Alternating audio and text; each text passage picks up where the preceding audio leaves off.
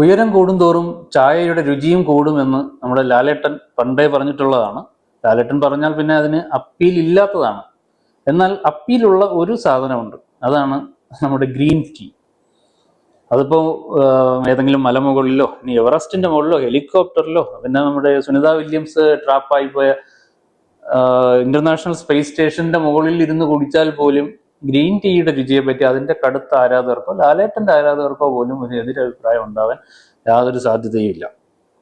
നമ്മൾ ഈ രുചിയെ പറ്റിയോ മണത്തെ പറ്റിയോ അല്ല, രുചിയിലും മണത്തിലും ഒന്നും അല്ല കാര്യം, ശരിക്കും ഗുണത്തിലാണ് കാര്യം. ആ ഗുണത്തിന് വേണ്ടിയിട്ടാണ് ഗ്രീൻ ടീ നമ്മളെല്ലാവരും കുടിക്കുന്നത്. ഗ്രീൻ ടീയിൽ അടങ്ങിയിരിക്കുന്ന ആന്റി ഓക്സിഡന്റുകൾ നമ്മുടെ ആരോഗ്യത്തിന് വളരെ അത്യന്താപേക്ഷിതമാണെന്നും ഒരുപാട് രോഗങ്ങളെ അത് പ്രതിരോധിക്കുമെന്നും നമ്മൾ പല പരസ്യങ്ങളിലും പല പുസ്തകങ്ങളിലും പല ഡോക്ടർമാരുൾപ്പെടെയുള്ളവർ പറഞ്ഞും കേട്ടിട്ടുണ്ട്. ഒരുപാട് സെലിബ്രിറ്റികൾ അത് ഉപയോഗിച്ച് അവരുടെ ആരോഗ്യം സംരക്ഷിക്കുന്നതായിട്ടും നമുക്കറിയാം.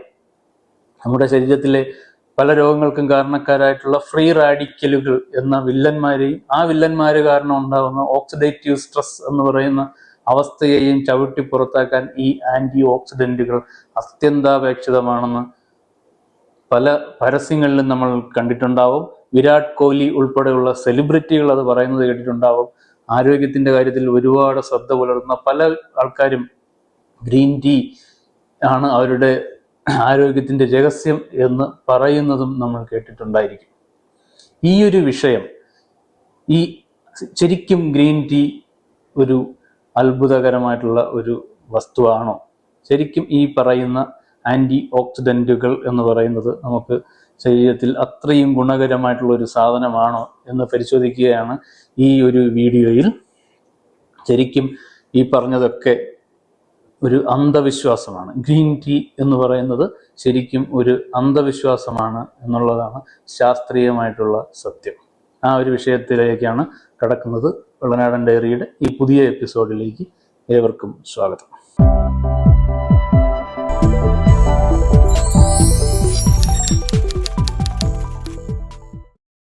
ഇനി ഞാൻ പറയാൻ പോകുന്ന കാര്യങ്ങൾ ഈ അടുത്ത് കണ്ടുപിടിച്ചതോ പുതിയ കാര്യങ്ങളൊന്നുമല്ല. ഒരു 25 വർഷമെങ്കിലും ആയിട്ടുണ്ടാവും ഈ ആന്റി ഓക്സിഡന്റുകളെയൊക്കെ പറ്റിയിട്ട് വിശദമായിട്ടുള്ള പല പഠനങ്ങളും പുറത്തു വന്നിട്ടുണ്ട്.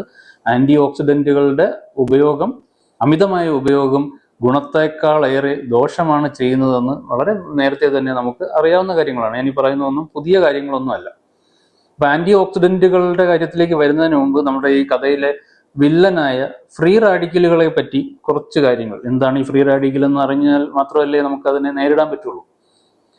നമ്മുടെ ശരീരത്തിൽ നിരന്തരം ധാരാളം രാസപ്രവർത്തനങ്ങൾ നടന്നുകൊണ്ടിരിക്കുകയാണ്. ഈ രാസപ്രവർത്തനങ്ങൾക്കിടയിൽ ഏതെങ്കിലും ഒരു സംയുക്തം ഒരു ഇലക്ട്രോണിനെ നേടുകയോ അല്ലെങ്കിൽ ഇലക്ട്രോണിനെ നഷ്ടപ്പെടുകയോ ചെയ്യുമ്പോൾ ഉണ്ടാകുന്ന പുതിയ വസ്തുവാണ് ഈ ഫ്രീ റാഡിക്കലുകൾ എന്ന് പറയുന്നത്. ഈ ഫ്രീ റാഡിക്കലുകളുടെ ഒരു പ്രത്യേകത എന്ന് വെച്ചാൽ അത് നമ്മുടെ ഈ ചില കുട്ടികളില്ലേ, കൊച്ചു കുട്ടികളൊക്കെ പോലെ ഈ വിരുവിരാന്നിരിക്കും, എപ്പോഴും ഇങ്ങനെ പ്രവർത്തിച്ചുകൊണ്ടിരിക്കണം, ആരോടെങ്കിലും ഒക്കെ ഇങ്ങനെ അടിപിടി കൂടിക്കൊണ്ടിരിക്കണം. അങ്ങനത്തെ ഒരു പ്രത്യേക സ്വഭാവമുള്ള സാധനമാണ് ഈ ഫ്രീ റാഡിക്കൽ. അപ്പൊ ഇങ്ങനെ ഈ കുറച്ച് എക്സ്ട്രാ എനർജി ഉള്ളതുപോലെ ബിഹേവ് ചെയ്യുന്ന ഒരു സാധനമാണ് ഈ ഫ്രീ റാഡിക്കലുകൾ. നമ്മുടെ ശരീരത്തിൽ ഏറ്റവും കൂടുതൽ ഉണ്ടാകുന്ന ഫ്രീ റാഡിക്കലുകൾ ഓക്സിജൻ ഫ്രീ റാഡിക്കലുകളാണ്. അപ്പോൾ ഓക്സിജന് ഇലക്ട്രോൺ നഷ്ടപ്പെടുകയോ നേടുകയോ ചെയ്യുമ്പോഴുണ്ടാകുന്ന റിയാക്റ്റീവ് ഓക്സിജൻ സ്പീഷീസുകളാണ് ശരീരത്തിൽ ഏറ്റവും കൂടുതൽ ഉണ്ടാകുന്ന ഫ്രീ റാഡിക്കലുകൾ. അവയെ reactive oxygen species or ROS എന്ന് വിളിക്കും. ഈ ഫ്രീ റാഡിക്കലുകൾ നമ്മുടെ ശരീരത്തിൽ സ്വാഭാവികമായിട്ട് ഉണ്ടാകുന്ന സംഗതിയാണ്. ഞാൻ നേരത്തെ പറഞ്ഞ പോലെ ഏതൊരു രാസപ്രവർത്തനം നടക്കുമ്പോഴും ഉണ്ടാവാൻ സാധ്യതയുള്ള സംഗതിയാണ്. ഇവ നമ്മുടെ രോഗപ്രതിരോധ ശേഷി ഉൾപ്പെടെയുള്ള പല കാര്യങ്ങൾക്കും ആവശ്യമുള്ള സാധനമാണ്. ഇതൊരു ടോക്സിക് സാധനമായിട്ടല്ല, നമ്മൾക്ക് പല ആവശ്യങ്ങളും ഉള്ള സാധനമാണ് ഈ ഫ്രീ റാഡിക്കലുകൾ എന്ന് പറയുന്നത്. പിന്നെ ചില ആൾക്കാർ, ഈ പുകവലിക്കുന്ന ആൾക്കാർ, പിന്നെ എന്തെങ്കിലും വിഷപദാർത്ഥം ശരീരത്തിൽ ചെല്ലുന്ന അവസ്ഥയിലുള്ളവർ, പിന്നെ റേഡിയേഷൻ എക്സ്പോഷർ ഉണ്ടാകുമ്പോൾ ഒക്കെ ഇതുപോലുള്ള എക്സ്റ്റേണൽ സ്റ്റിമുലസ് കാരണം നമ്മുടെ ശരീരത്തിൽ കൂടുതൽ ഫ്രീ റാഡിക്കലുകൾ പലപ്പോഴും ഉണ്ടാകാറുണ്ട്. ഇങ്ങനെ കൂടുതലായിട്ട് ഉണ്ടാകുന്ന ഫ്രീ റാഡിക്കലുകൾ ശരീരത്തിൽ അടിഞ്ഞുകൂടാം. ഇപ്പോൾ നിരന്തരം പുകവലിക്കുന്ന ആൾക്കാർ അല്ലെങ്കിൽ റേഡിയേഷൻ എക്സ്പോഷർ ഉണ്ടാകുന്ന ആൾക്കാരിലൊക്കെ ഈ എക്സ്ട്രാ ഉണ്ടാകുന്ന ഫ്രീ റാഡിക്കലുകളും ശരീരത്തിന് ആവശ്യമില്ല. അപ്പോൾ അത് അടിഞ്ഞുകൂടുന്ന ഈ ഫ്രീ റാഡിക്കലുകൾ നമ്മുടെ ശരീരത്തിലെ പല നോർമലായിട്ടുള്ള കോശങ്ങൾക്കും ടിഷ്യൂസിനും ഇനി കോശങ്ങൾക്കുള്ളിൽ ചെന്നിട്ട് അതിൻ്റെ DNA ഡാമേജുകൾ ഉണ്ടാക്കാം. അങ്ങനെ DNA ഡാമേജുകൾ ഉണ്ടാക്കുമ്പോഴാണ് ക്യാൻസർ ഉൾപ്പെടെയുള്ള പല രോഗങ്ങളും ഇത് കാരണമാവുന്നത്. ഇനി ഈ ആന്റി ഓക്സിഡന്റുകൾ എന്ന് പറയുന്ന സംഗതി ഈ ഫ്രീ റാഡിക്കലുകളെ ായിട്ട് പ്രതിപ്രവർത്തിച്ച് ഇതിന്റെ നേരെ ഓപ്പോസിറ്റ് സ്വഭാവമുള്ള ആൾക്കാർ ഇത് ഫ്രീ റാഡിക്കലുകളെ അടുത്ത് ചെന്നിട്ട് ഇതിനെ നശിപ്പിച്ച് കളയുകയും അപ്പോൾ ആ ഒരു ബാലൻസ് നിലനിർത്തി ആവശ്യത്തിനുള്ള ഫ്രീ റാഡിക്കൽ മതി എന്നുള്ളൊരു ബാലൻസ് നിലനിർത്തിക്കൊണ്ട് പോവുകയാണ് ആന്റി ഓക്സിഡന്റുകൾ ചെയ്യുന്നത്. ഇങ്ങനെ ഈ ഫ്രീ റാഡിക്കലുകളെ നശിപ്പിക്കുന്ന ആന്റി ഓക്സിഡന്റുകളുടെ ഭൂരിഭാഗവും നമുക്ക് കിട്ടുന്നത് നമ്മുടെ ഭക്ഷണത്തിൽ നിന്ന് തന്നെയാണ്. ശരീരം കുറച്ച് ആന്റി ഓക്സിഡന്റുകൾ ഉണ്ടാക്കുന്നുണ്ട്, ഒപ്പം കൂടുതലായിട്ടും നമുക്ക് വേണ്ട ഫ്രീ റാഡിക്കലുകൾ നമ്മുടെ ഭക്ഷണത്തിൽ നിന്ന് തന്നെയാണ് കിട്ടുന്നത്. ഈ ആന്റി ഓക്സിഡന്റുകളെ ഈ സ്വഭാവം ഉള്ളത് കൊണ്ട് തന്നെ ഫ്രീ റാഡിക്കൽ സ്കാവഞ്ചേഴ്സ് എന്നും വിളിക്കുന്നുണ്ട്. ആന്റി ഓക്സിഡന്റുകൾ ഫ്രീ റാഡിക്കലുകളെ നശിപ്പിക്കും. ഫ്രീ റാഡിക്കലുകൾ കൂടിപ്പോയാൽ നമ്മുടെ ശരീരത്തിൽ ക്യാൻസർ ഉൾപ്പെടെയുള്ള രോഗങ്ങൾ വരും. അപ്പോൾ ആന്റി ഓക്സിഡന്റുകളുടെ കലവറയായിട്ടുള്ള ഗ്രീൻ ടീ പോലുള്ള സാധനങ്ങൾ ഉപയോഗിക്കുന്നത് കൊണ്ട് ഗുണമല്ലേ ദോഷമല്ലല്ലോ ഉണ്ടാവുന്നത് എന്നൊരു സംശയം തീർച്ചയായിട്ടും ഇത് കേട്ടുകൊണ്ടിരിക്കുന്നവർക്കുണ്ടാവാം. അപ്പം അവിടെയാണ് ഇതുവരെ നടന്നിട്ടുള്ള ശാസ്ത്രീയമായിട്ടുള്ള പല പഠനങ്ങളുടെയും പ്രസക്തി എന്ന് പറയുന്നത്. ഈ ഗ്രീൻ ടീ ഈ പറഞ്ഞ കാര്യങ്ങൾ തന്നെ, ഗ്രീൻ ടീ അല്ല ഏതൊരു ആന്റി ഓക്സിഡന്റും ഫ്രീ റാഡിക്കൽ സ്കാവഞ്ചേഴ്സ് ആയിട്ട് പ്രവർത്തിക്കും. അതുകൊണ്ട് തന്നെ ക്യാൻസർ ഉൾപ്പെടെയുള്ള രോഗങ്ങളെ തടയും എന്നുള്ളത് കൊണ്ട് തന്നെ ഈ മേഖലയിൽ നിരവധി പഠനങ്ങൾ കുറേ പതിറ്റാണ്ടുകളായിട്ട് നടക്കുന്നുണ്ട്.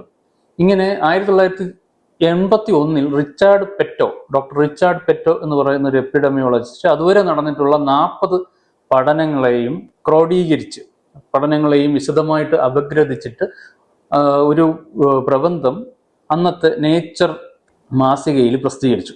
അതിന്റെ ടൈറ്റിൽ എന്ന് പറയുന്നത് can beta carotene materially reduce the cancer risk എന്നായിരുന്നു അതിന്റെ ആ പേപ്പറിന്റെ ടൈറ്റിൽ.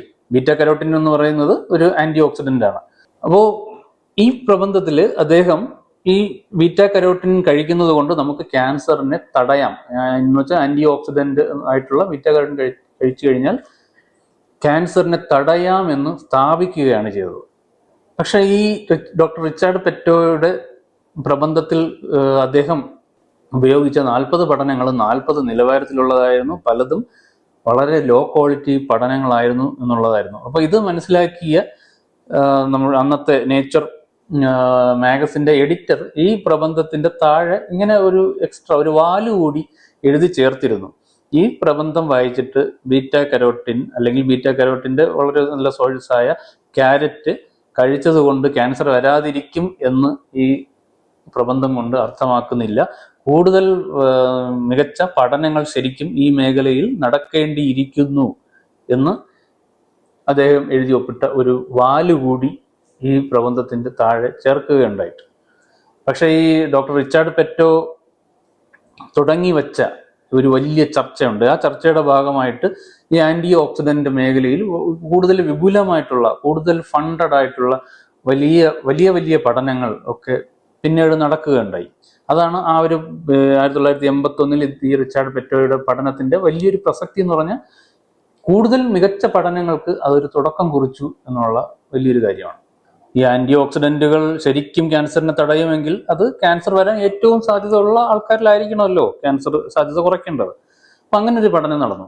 1991 18,314 പേരെ പങ്കെടുപ്പിച്ചുള്ള ഒരു വിപുലമായിട്ടുള്ള ഒരു പഠനം ഇതിന് തുടക്കം കുറിച്ചു. അതായത് പുകവലിക്കാർ, മുമ്പ് പുക വലിച്ചിരുന്നവർ, ആസ്ബസ്റ്റോസ് കമ്പനികളിൽ ജോലി ചെയ്തിരുന്നവർ, ഇവരിലൊക്കെ ക്യാൻസർ സാധ്യത വളരെ കൂടുതലാണ്. അപ്പൊ ഇങ്ങനെയുള്ള 18,314 പേരെ സെലക്ട് ചെയ്തിട്ട് അതിൽ രണ്ടായിട്ട് തിരിക്കുകയും അതിൽ ഒരു ഗ്രൂപ്പിന് റെറ്റിനോൾ എന്ന് പറഞ്ഞാൽ വൈറ്റമിൻ എ, അതൊരു ആന്റി ഓക്സിഡന്റ് ആണ്. റെറ്റിനോൾ കൊടുക്കുകയും മറ്റൊരു ഗ്രൂപ്പിന് അത് കൊടുക്കാതെ നിരീക്ഷിക്കുകയും ചെയ്യുകയുണ്ടായി. ഇത് ഒരു റാൻഡമൈസ്ഡ് കൺട്രോൾ ട്രയൽ ആയിരുന്നു. എന്ന് വെച്ചാൽ നമ്മൾ ഇതുപോലെ നടത്തുന്ന പഠനങ്ങളിൽ ഏറ്റവും വിശ്വസനീയമായിട്ടുള്ള നടത്തുന്ന പഠനങ്ങളെയാണ് റാൻഡമൈസ്ഡ് കൺട്രോൾ ട്രയൽ എന്ന് പറയുന്നത്. എന്ന് വെച്ചാൽ പഠനം നടത്തുന്നവർക്കോ പഠനത്തിൽ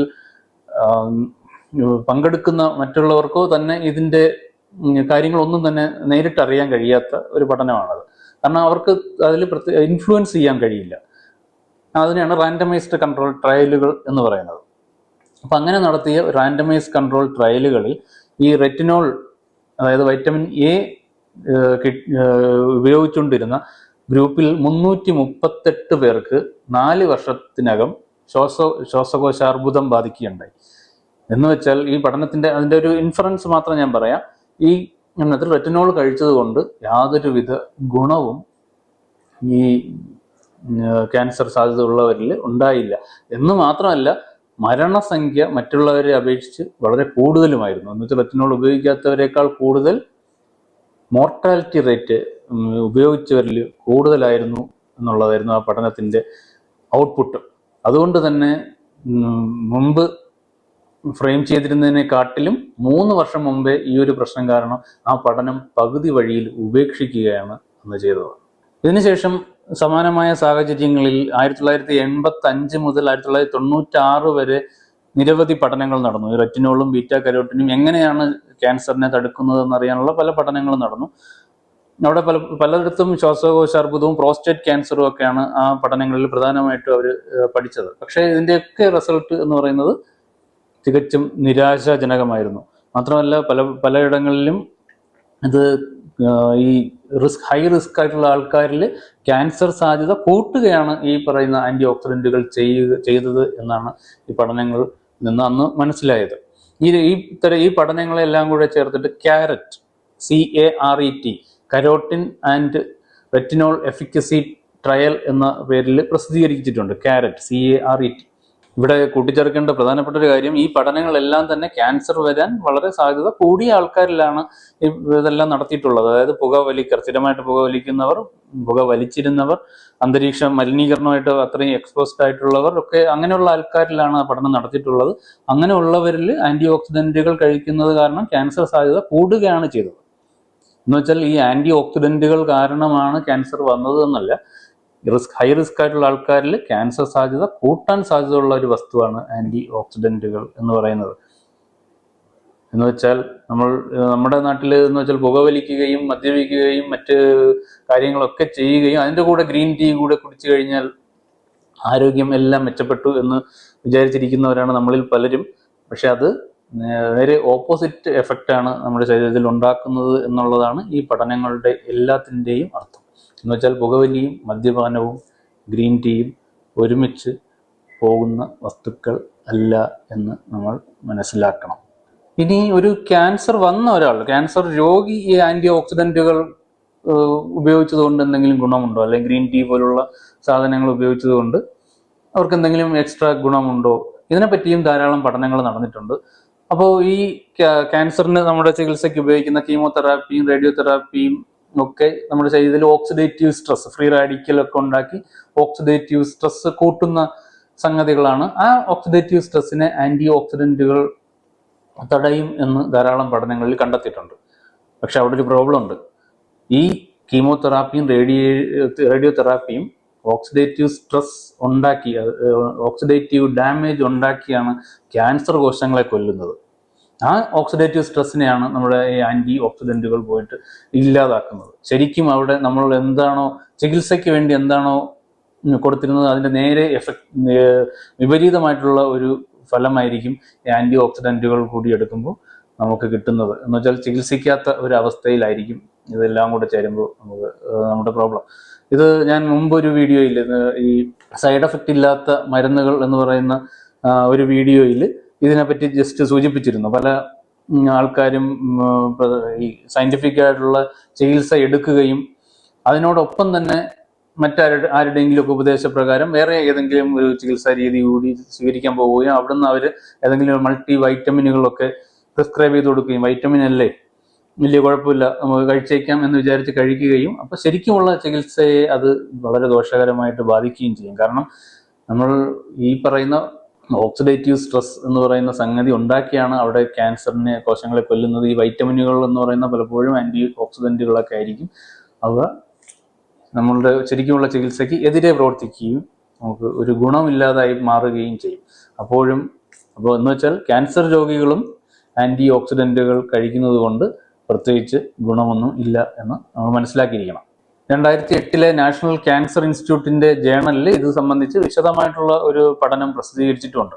അതുപോലെ പൂർണ്ണ ആരോഗ്യവതികളായിട്ടുള്ള സ്ത്രീകളിൽ വിമൻസ് ഹെൽത്ത് സ്റ്റഡി എന്ന പേരിൽ ഈ ആന്റി ഓക്സിഡന്റുകൾ ബീറ്റാ കരോട്ടിനും വൈറ്റമിൻ ഇയും ഒക്കെ കൊടുത്തുകൊണ്ടുള്ള പഠനങ്ങൾ നടന്നിട്ടുണ്ട്. 1999 2005 ഒക്കെ സമാനമായിട്ടുള്ള പഠനങ്ങൾ നടന്നിട്ടുണ്ട്.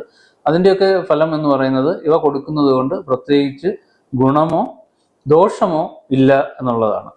അതുപോലെ തന്നെ ഫിസിഷ്യൻസ് ഹെൽത്ത് സ്റ്റഡി 1 എന്ന PHS-1 എന്ന പേരിൽ പുരുഷന്മാരായ ഡോക്ടർമാരിലും ഈ സമാനമായിട്ടുള്ള പൂർണ്ണ ആരോഗ്യമുള്ള ആൾക്കാരിൽ നടത്തുന്ന സ്റ്റഡി നടത്തിയിട്ടുണ്ട്. അതിൻ്റെയും ഫലം സെയിം ആണ്.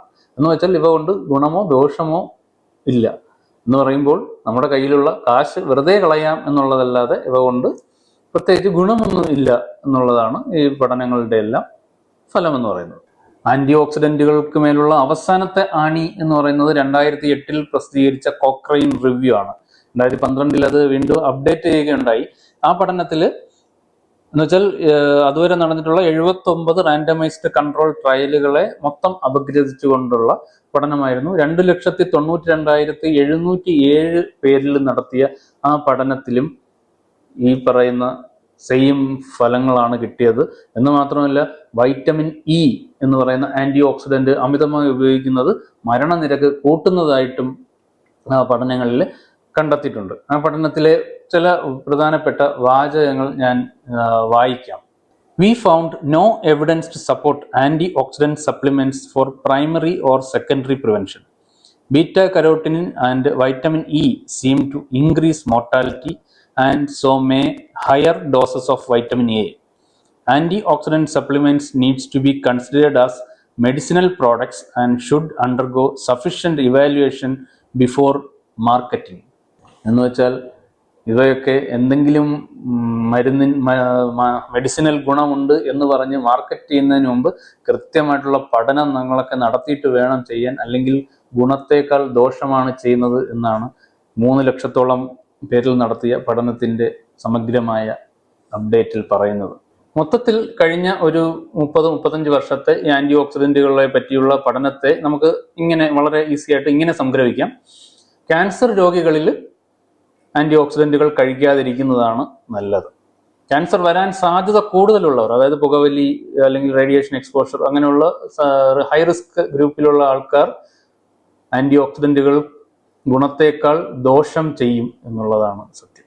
ഇനി ഈ റിസ്ക് ഒന്നുമില്ല, ക്യാൻസറും ഇല്ല, ഈ റിസ്ക്കും ഇല്ലാത്ത വളരെ ആരോഗ്യമായിട്ടുള്ള ആൾക്കാരിൽ ഇവ കഴിക്കുന്നതുകൊണ്ട് പ്രത്യേകിച്ച് ഗുണമോ ദോഷമോ ഇല്ല. കയ്യിൽ ഇഷ്ടംപോലെ കാശുണ്ടെങ്കിൽ നിങ്ങൾക്കത് വാങ്ങി ഉപയോഗിക്കാം എന്നുള്ളത് മാത്രമാണ്. ഇനി ഇതുമായിട്ട് ബന്ധപ്പെട്ട ചില പ്രസക്തമായ ചോദ്യങ്ങളും അതിൻ്റെ ലഘുവായിട്ടുള്ള ഉത്തരങ്ങളും നോക്കാം.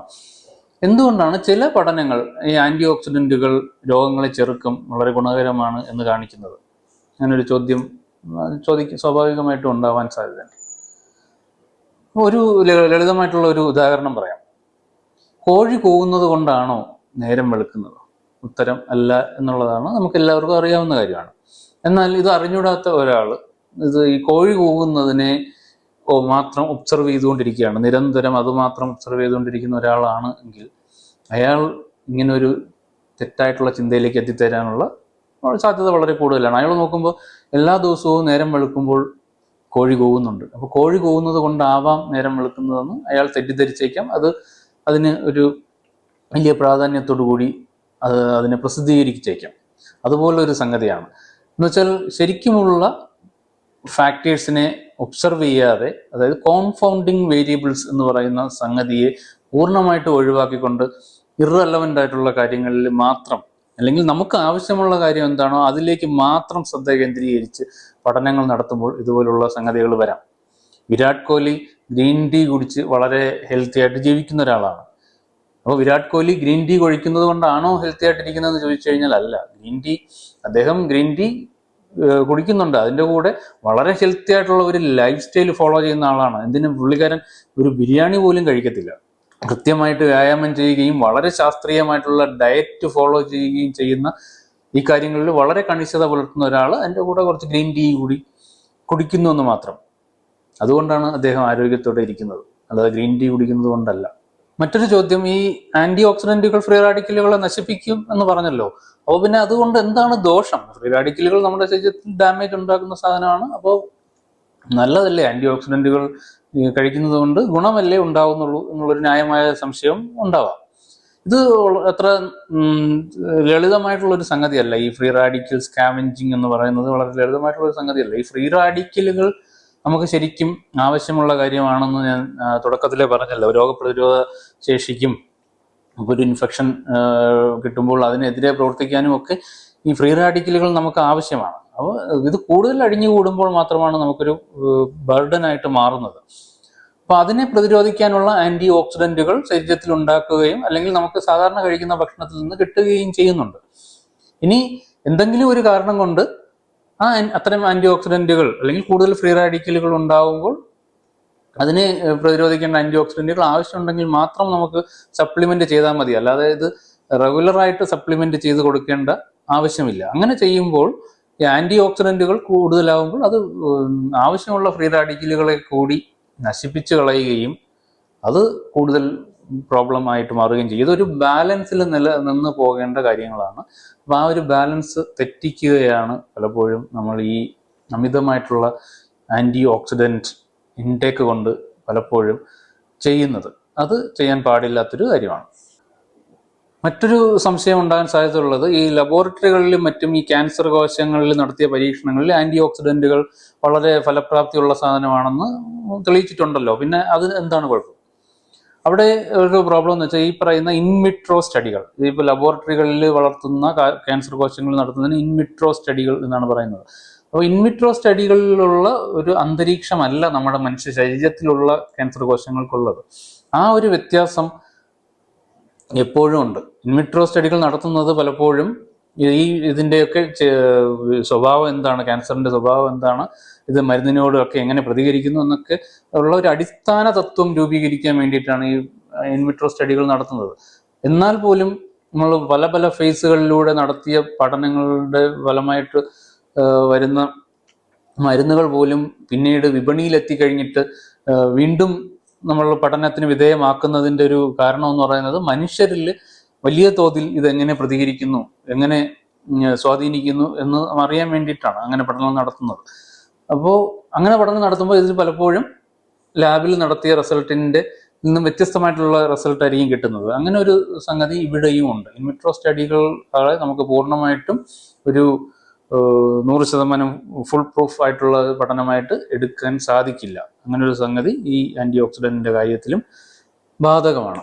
ഇപ്പൊ ഇതിൽ നിന്നും മനസ്സിലാക്കേണ്ടത് ഗ്രീൻ ടീ എന്ന് പറയുന്നത് ഒരു അന്ധവിശ്വാസമാണ് എന്നുള്ളതാണ്. ഗ്രീൻ ടീ അമിതമായിട്ട് അല്ലെങ്കിൽ റെഗുലറായിട്ട് കഴിക്കുന്നത് കൊണ്ട് നിങ്ങൾക്ക് നിങ്ങളുടെ കയ്യിലിരിക്കുന്ന കാശ് നഷ്ടപ്പെടും എന്നുള്ളത് മാത്രമാണ്. ലാലേട്ടന്റെ ഡയലോഗിലാണല്ലോ ഈ വീഡിയോ തുടങ്ങിയത്. അപ്പോൾ ലാലേട്ടൻ പറഞ്ഞതുപോലെ ഇതൊക്കെ ഒരു മേക്ക് ബിലീഫ് മാത്രമാണ്. മറ്റൊരു കൗതുകകരമായിട്ടുള്ള ഒരു അന്ധവിശ്വാസത്തെ പറ്റി കൂടി പറഞ്ഞുകൊണ്ട് ഈ വീഡിയോ അവസാനിപ്പിക്കാം. ഞാനൊക്കെ കൊച്ചുനാളിലെ മുതൽ കേട്ടുവരുന്ന ഒരു സംഗതിയാണ് ഈ ക്യാരറ്റ് കൂടുതലായിട്ട് കഴിച്ചു കഴിഞ്ഞാൽ നമ്മുടെ കാഴ്ചശക്തി, പ്രത്യേകിച്ച് രാത്രിയിലുള്ള കാഴ്ചശക്തിയൊക്കെ കൂടുതലായിരിക്കും എന്നുള്ളത്. ഞാൻ ആദ്യം വിചാരിച്ചത് നമ്മുടെ നാട്ടിൽ മാത്രമുള്ളൊരു വിശ്വാസമാണെന്നാണ്. പിന്നീട് പല നാടുകളിലുള്ള ആൾക്കാർ ഈ സെയിം വിശ്വാസം വെച്ച് പുലർത്തുന്നത് കണ്ടിട്ടുണ്ട്. ഇതിന്റെ പിന്നിൽ കൗതുകകരമായിട്ടുള്ള ഒരു ചരിത്രമുണ്ട്. ഇത് 2ാം ലോക മഹായുദ്ധകാലത്ത് ബ്രിട്ടീഷുകാരുണ്ടാക്കിയ ഒരു കള്ളക്കഥയിലാണ് ഇതിന്റെ സത്യം ഒളിച്ചിരിക്കുന്നത്. 2ാം ലോക മഹായുദ്ധകാലത്ത് ജർമ്മൻ നാസി പട്ടാളക്കാരുടെ വിമാനങ്ങളെ എങ്ങനെ ചെറുക്കണം എന്നറിയാതെ നമ്മുടെ ബ്രിട്ടീഷുകാർ വട്ടം തിരിഞ്ഞുകൊണ്ടിരിക്കുന്ന സമയമാണ്. ഈ നാസി പട്ടാളക്കാർ കൂടുതലും ആക്രമിക്കുന്നത് രാത്രി കാലത്തായിരുന്നു. അപ്പോൾ ഇതിനെ എങ്ങനെ പ്രതിരോധിക്കണം എന്ന് ആലോചിച്ച് അവർ കണ്ടുപിടിച്ചൊരു സാധനമാണ് റഡാർ. അവർ കണ്ടുപിടിച്ചത് റഡാറാണ്. അപ്പോൾ റഡാർ കണ്ടുപിടിച്ചതിന് ശേഷം രാത്രി കാലങ്ങളിൽ വരുന്ന വിമാനങ്ങളെയും പകലായാലും രാത്രിയായാലും വരുന്ന വിമാനങ്ങളെ അവർ വെടിവെച്ചിടാൻ തുടങ്ങി.